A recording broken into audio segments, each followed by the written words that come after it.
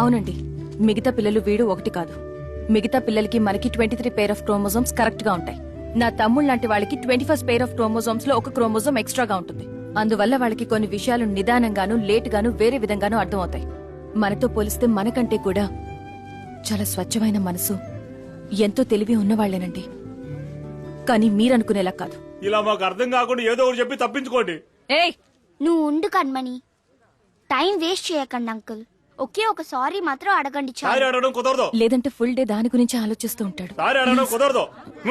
కుదరదని చెప్పారా? మీరు పోండి. వాడు చేసింది వాడు, నేను సారీ అడగాల? కుదరదు, పోండాయా. ఓకే చాయ్.